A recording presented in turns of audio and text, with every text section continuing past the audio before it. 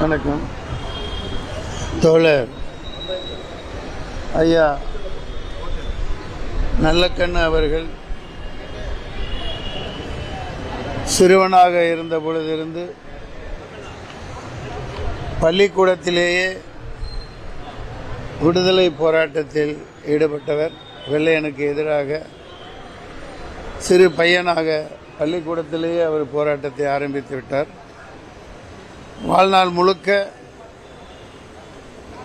ஒரு போராளியாக, எளியவர்களின் பக்கம் எளியவர்களாக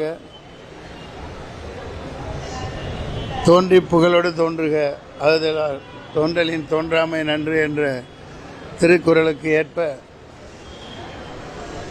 வாழ்க்கையை அமைத்து கொண்டு ஒரு உன்னத மனிதராக இதுவரை வாழ்ந்து இப்போது மருத்துவமனையில் போராடி கொண்டிருக்கிறார். ஐயா நல்லக்கண்ணு அவர்கள் சிறுவனாக இருந்ததில் மட்டும் இல்லை, வெள்ளைக்காரங்காலத்தில் மட்டும் இல்லை, சுதந்திரத்திற்கு அப்புறமும்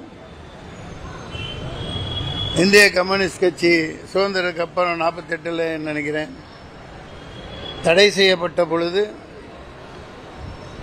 தேடி தேடி துருவி அவரை கைது பண்ணுறாங்க. இந்திய கம்யூனிஸ்ட் கட்சி தடை செய்யப்படுது. கைது செய்யப்பட்டு 7-8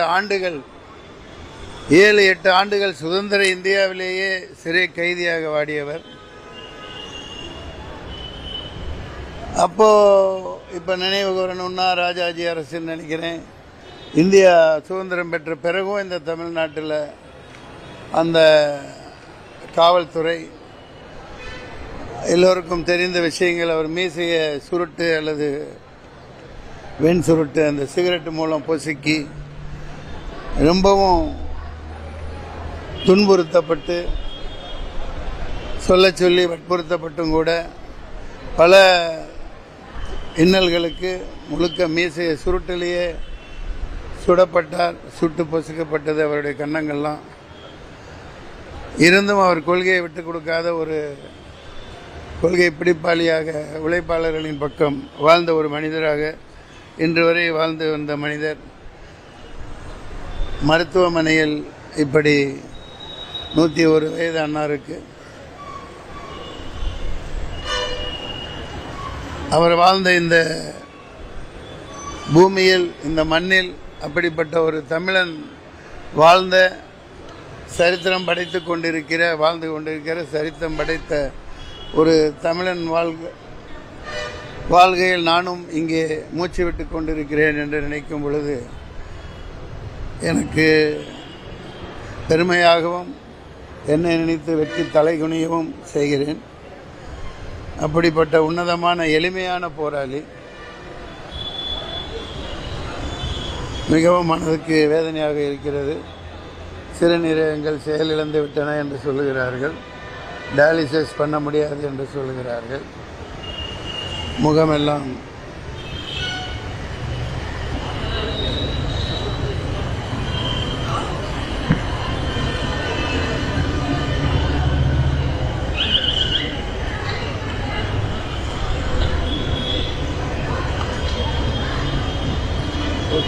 கருத்து, முகம் கருத்து விட்டது.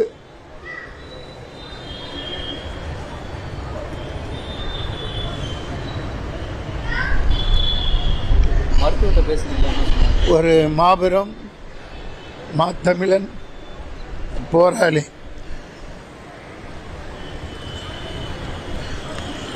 அவருடைய அர்ப்பணிப்பு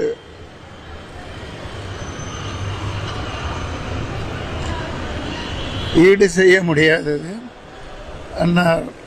அன்னார் இன்னும் இந்த இறைவன் இந்த பூமியில் வாழ வழிவகை செய்ய வேண்டும். நன்றி.